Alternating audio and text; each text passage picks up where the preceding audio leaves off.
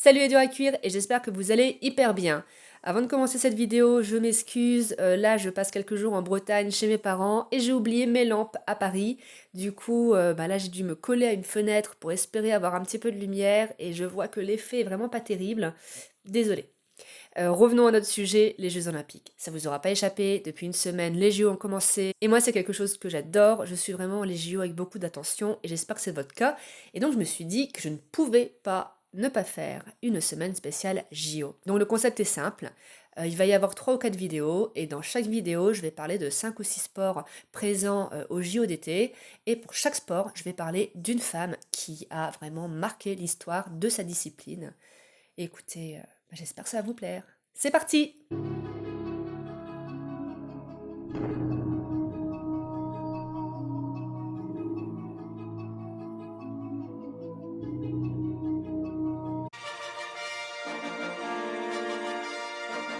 Alors, on va commencer par une sportive très très attachante. On va parler de la tenniswoman incroyable, Billie Jean King. Mais d'abord, quelques mots sur le tennis. Alors, le tennis a été un des premiers sports à s'être ouvert aux femmes, puisque dès les JO de Paris, donc 2900, celles-ci purent entrer en compétition parce que c'est un sport qui était jugé acceptable pour les femmes. Donc la première femme à remporter une médaille, ce fut la Britannique Charlotte Cooper. Mais revenons à Billie. Alors Billie, c'est une machine de guerre. 129 titres dans sa carrière, dont 39 au Grand Chelem. Le Grand Chelem, pour rappel, c'est les 4 tournois les plus prestigieux, donc Roland-Garros, Wimbledon, l'US Open, l'Open d'Australie. Et parmi ces 39 titres, il y en a eu 12 en solo.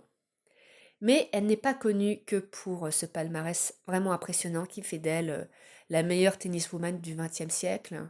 C'est que elle a participé en 1973 à un match qui a fait couler beaucoup d'encre, The Battle of Sexes, la bataille des sexes. Voilà l'histoire.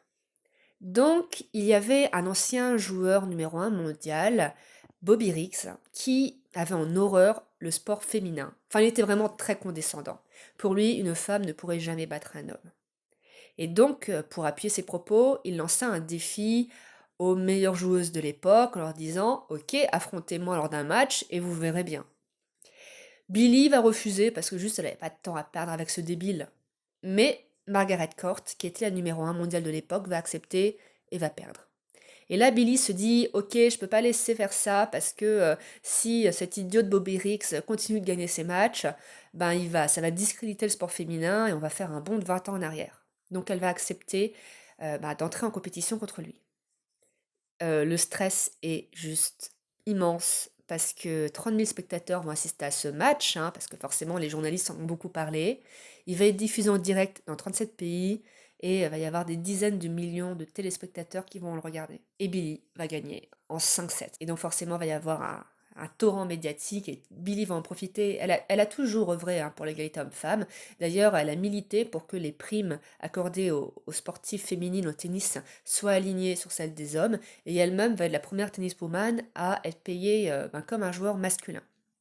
Et ensuite, elle va mettre sa notoriété au service de plusieurs causes, bien sûr le droit des femmes, mais aussi les droits LGBT, puisque elle-même elle était lesbienne et elle va faire un coming out dès 1981.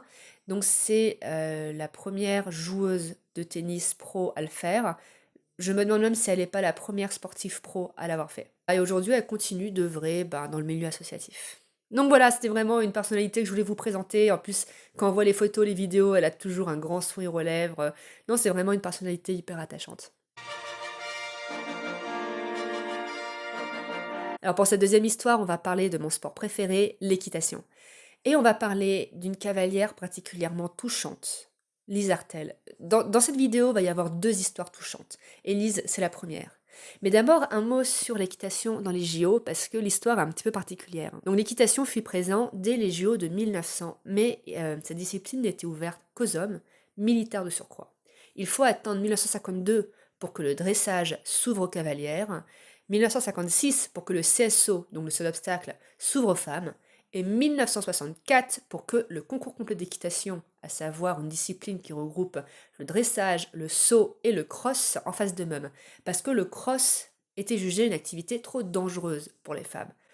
Alors le cross, c'est effectivement le sport présent au JO qui a créé le plus d'accidents mortels et de blessures graves. Mais j'ai envie de dire, c'est pas que pour les femmes, hein, c'est pas parce que vous êtes un gros bonhomme d'1,90 m pesant 90 kilos que si un cheval vous tombe dessus, vous allez bien le vivre.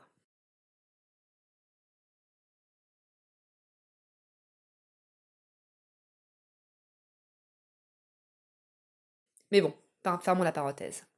Et donc, Lise fut la première femme à remporter une médaille au JO, du coup en équitation. Ce fut en 52 en dressage, la médaille d'argent. Elle va récidiver en 56. Elle va aussi enchaîner les titres dans son pays, au Danemark, mais aussi en Europe et dans le monde. Et la particularité de Lise, c'est qu'elle était paraplégique. Puisque au début de sa vingtaine, dans les années 40, elle fut frappée par la poliomyélite et perdu l'usage de ses jambes.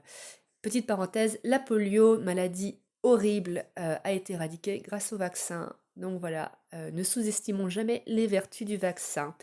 C'est d'actualité de rappeler ça. Bref, et alors que certains se seraient découragés, elle s'est battue pour se rééduquer, pour essayer de retrouver le maximum de mobilité possible. Et elle va parvenir à remonter à cheval. Elle restera bien entendu paralysée des jambes, hein, comme je l'ai dit, il faudra toujours que quelqu'un l'aide, par exemple, à monter sur son cheval, mais une fois sur le cheval, elle était parfaitement autonome et d'ailleurs, ses adversaires, c'étaient tous des cavaliers valides, hein. Et non, elle a poursuivi sa passion et je trouve ça vraiment bien. Alors j'ai dû bouger un petit peu la caméra parce que le soleil est en train de se coucher, donc on voit de moins en moins bien, bref. Donc passons à notre troisième histoire, qui est la deuxième touchante de la vidéo, celle de Wilma Rudolph. Alors, Wilma, franchement, a eu un début de vie difficile. Elle était la 19e d'une famille de 21 enfants du Tennessee, donc autant dire que la famille n'était pas très riche. Et en plus, elle avait des graves problèmes de santé. Elle a été atteinte de multiples pneumonies, elle a eu la scarlatine et elle aussi a eu la poliomyélite. Quand je vous disais que cette maladie, c'était une horreur. Et les médecins vont tous lui dire que sa jambe gauche est condamnée, que c'est bon, elle allait la perdre. Mais Wilma était une battante. Elle va travailler, elle va se rééduquer et elle va parvenir à sauver sa jambe. Et c'est dans ce cadre-là qu'elle va se mettre à la course à pied. À la base, c'était juste pour muscler sa jambe. Et elle va se passionner. Et elle va vraiment briller. À 16 ans, au JO de Melbourne, elle gagne une médaille de bronze. Et en 1960, elle va battre le record mondial aux 200 mètres et au relais 4 x 100. Et le pic de sa carrière, ça va être aux Jeux de Rome où elle va gagner 3 médailles d'or. Elle était surnommée la femme la plus rapide du monde et a gagné une notoriété internationale. Et elle aussi, elle avait vraiment le cœur sous la main. Elle va s'impliquer dans des associations de lutte contre la ségrégation et pour favoriser l'accès des jeunes filles au sport et elle va vraiment avoir un vrai impact dans la culture populaire. Elle va vraiment servir de modèle à toute une génération de petites filles, qui vivaient pas forcément dans des conditions aisées et vraiment montrer que, bien grâce à du travail, on peut y arriver même quand on part, avec de lourds handicaps. Alors cette fois-ci, on part en France pour parler d'une pionnière, Virginie Herriot. D'abord, quelques mots sur la voile, parce que l'histoire de la voile au JO original. Donc, la voile devait faire partie de la première édition des JO en 1896, sauf qu'il y a eu du mauvais temps hein, en Grèce, et donc du coup, l'épreuve n'a pas pu se tenir. Donc, elle se tint effectivement pour la première fois en 1900. Et il faut savoir que les équipages étaient mixtes dès le départ, et ce n'est qu'en 1988 que des épreuves de voile féminines vont apparaître. Donc je trouve ça bizarre parce que c'est vraiment l'inverse de ce qu'on voit d'habitude. Mais bon. Alors Virginie découvre la mer quand elle a 14 ans et c'est la révélation. Elle ne quittera plus jamais cette mer qu'elle aime tant. Surtout que, alors qu'elle est jeune, elle perd son frère, puis elle perd son père.